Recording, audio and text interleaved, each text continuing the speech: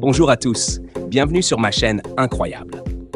Aujourd'hui, nous allons explorer un autre film nigérian intéressant et populaire. Ce film a tellement de choses à nous enseigner, alors restez connectés. Ne manquez pas tout le plaisir, les rebondissements et les surprises. Le film tourne autour de deux jeunes couples au début de leur mariage. Ce qui va se passer vous surprendra. Plongeons ensemble pour découvrir comment ils se sont rencontrés et mariés. L'histoire commence avec une jeune femme talentueuse et prospère nommée Tenny. Dans son bureau, elle mène des entretiens pour un poste. Lors d'un entretien, Tenny discute avec un candidat. Elle lui demande d'expliquer pourquoi elle devrait l'embaucher, mais ses réponses sont peu convaincantes.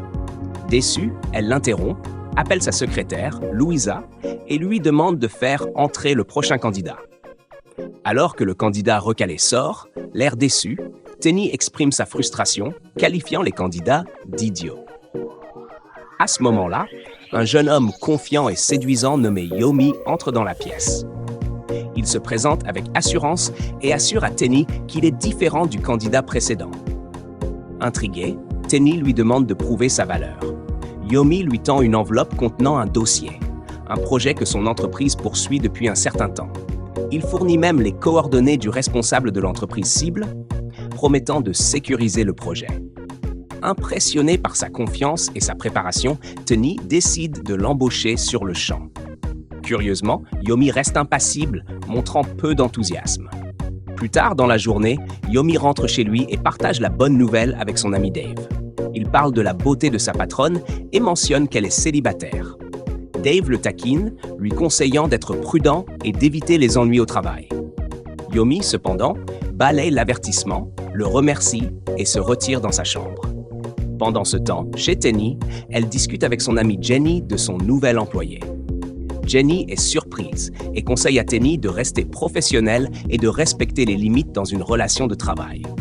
Cependant, Tenny ne peut s'empêcher de louer Yomi, le qualifiant de incroyablement séduisant et admettant qu'elle le trouve attirant. Elle ajoute même qu'il est son type.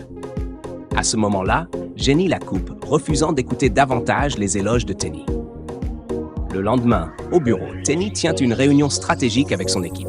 Lors d'un débat sur l'avenir d'un bien immobilier, Tenny demande l'avis de Yomi. Il suggère de ne pas vendre le bien, et Tenny approuve, ce qui déplaît à une collaboratrice qui quitte la salle furieuse. Yomi remercie Tenny d'avoir pris en compte son point de vue et quitte le bureau. Plus tard dans la journée, alors que Yomi se prépare à partir, Tenny lui propose de le raccompagner chez lui. Au début, il refuse, mais après un peu de persuasion, il accepte. Pendant le trajet, Tenny lui demande ce qu'il pense de travailler avec elle. Yomi répond avec humour « Rien », et ils éclatent de rire en poursuivant leur conversation.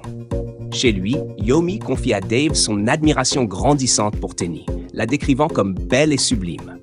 Il admet qu'il tombe amoureux d'elle. Mais Dave lui rappelle encore une fois de rester prudent, car elle est sa supérieure.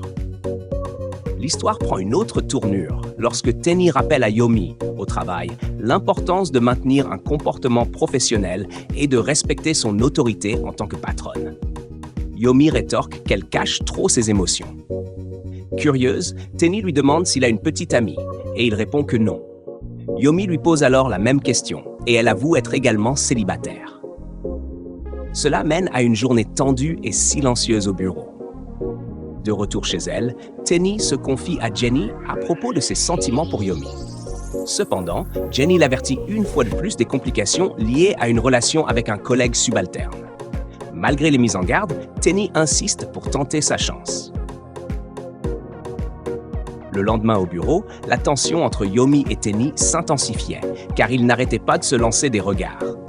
À un moment donné, ils s'embrassèrent même, mais Tenny se ressaisit rapidement et recula. Plus tard dans la journée, Tenny demanda à Yomi de conduire sa voiture, car la sienne était toujours en panne. Elle mentionna être fatiguée et vouloir se reposer pendant le trajet. Yomi accepta, et l'alchimie entre eux était indéniable. Il devenait clair que quelque chose de spécial se développait entre ces deux-là. Continuons à regarder pour voir ce qui se passe ensuite. En arrivant chez Tenny, elle invita Yomi à entrer, ce qu'il accepta volontiers. Une fois à l'intérieur, elle lui demanda d'apporter les clés de sa voiture dans sa chambre. Surpris mais intrigué, Yomi la suivit. Elle lui lança un regard séduisant qui ne fit qu'ajouter à la tension. Dans la chambre, l'attraction entre Tenny et Yomi atteignit son apogée. Ils commencèrent à s'embrasser et à devenir intimes. C'était un moment rempli de passion, mais qui pouvait avoir de grandes conséquences. Cela pourrait-il coûter à Yomi son emploi? Seul le temps nous le dira. Finalement, les deux cédèrent à leurs sentiments et firent l'amour. Après cela, Tenny donna de l'argent à Yomi en signe d'appréciation, mais il se sentit profondément offensé. Il lui demanda si elle le voyait comme un gigolo ou simplement un outil pour son plaisir.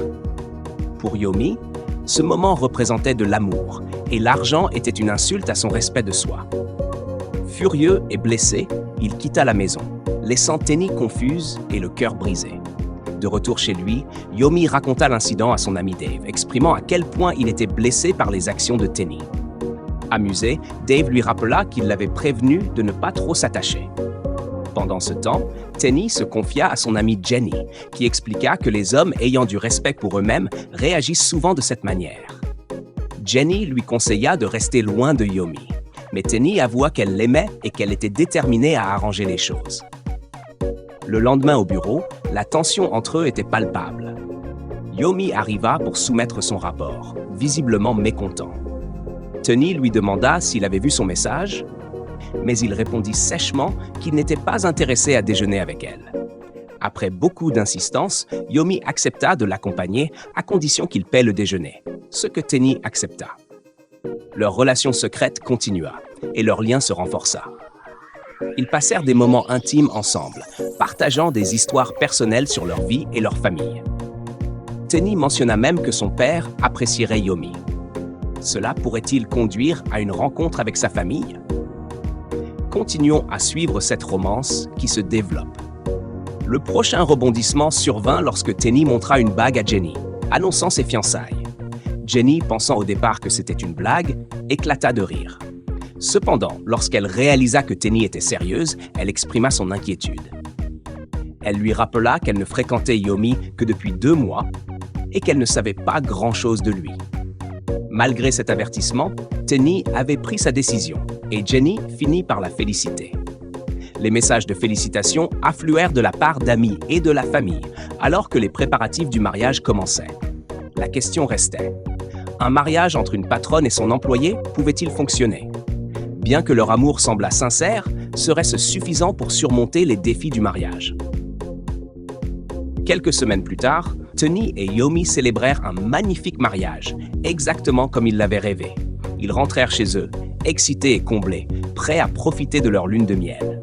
Cependant, le lendemain matin, Yomi se réveilla seul, découvrant que Tenny était déjà parti travailler. Choqué, il appela le gardien, qui confirma que Tenny avait quitté la maison tôt le matin.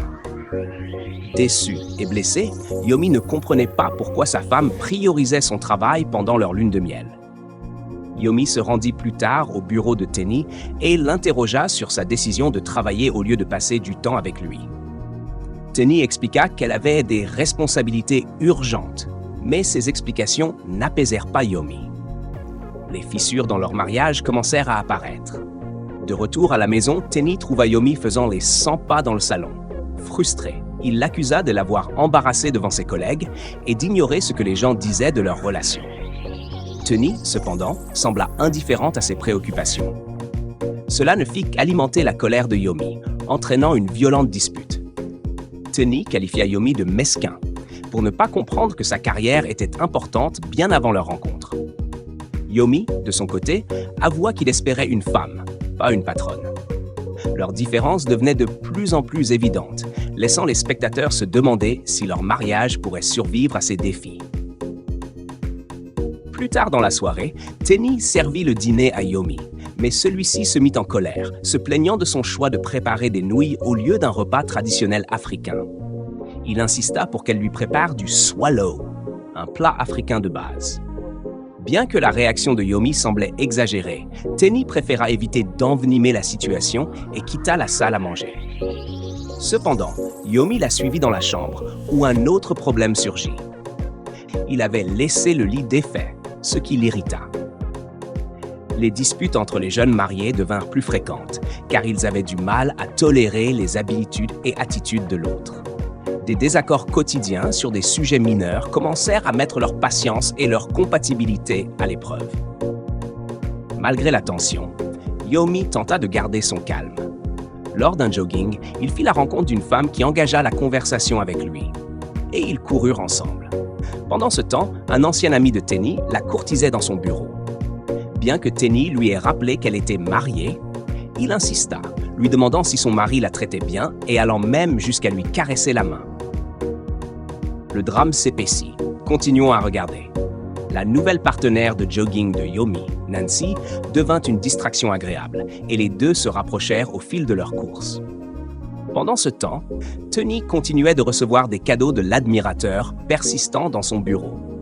La tension non résolue entre le couple s'aggrava lorsque Tenny arrêta de cuisiner pour Yomi, lui demandant de préparer ses propres repas, ce qui ne fit qu'amplifier sa frustration.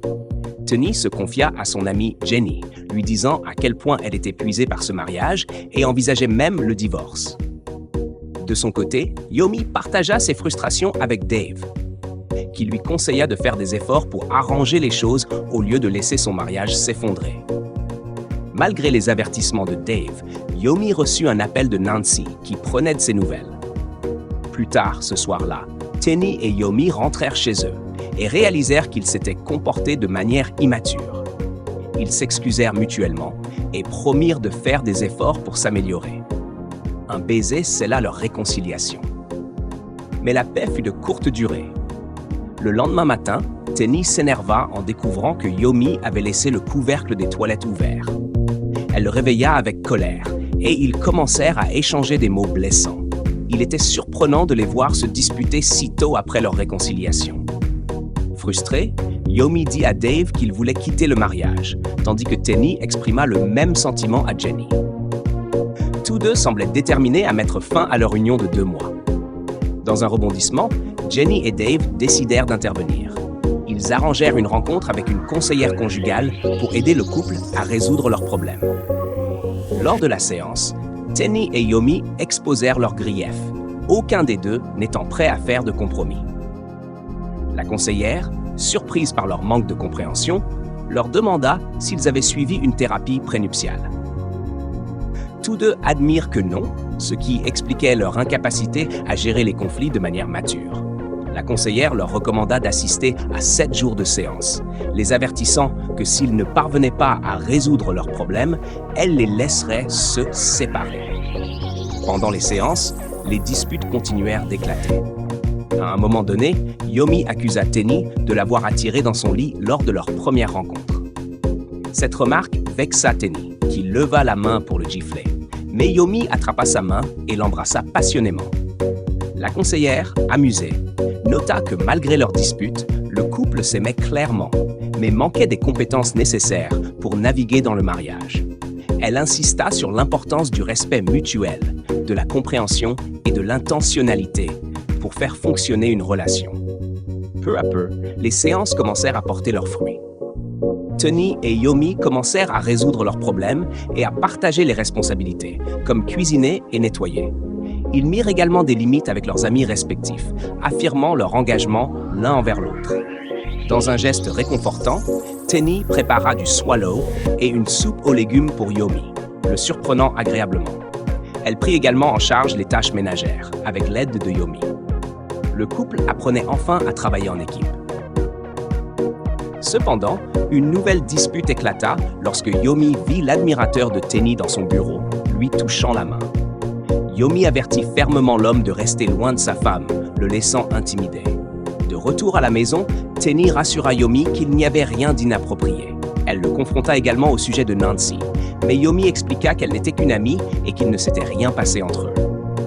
Le couple eut une conversation honnête sur leur mariage et décida de faire plus d'efforts pour que cela fonctionne. Ils s'accordèrent à ne pas divorcer et s'engagèrent à améliorer leur relation.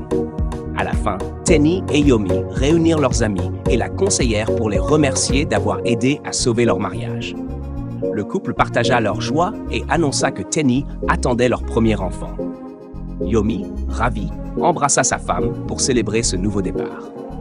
Cette histoire nous enseigne à ne pas laisser des problèmes mineurs ruiner nos relations ou mariages. Consulter un conseiller quand c'est nécessaire peut offrir des perspectives précieuses et aider les couples à surmonter les défis.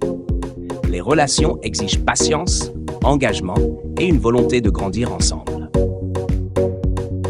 Merci d'avoir regardé. N'oubliez pas de liker, de vous abonner et de rester connecté pour découvrir d'autres films nigérians captivants, éducatifs et divertissants. À la prochaine!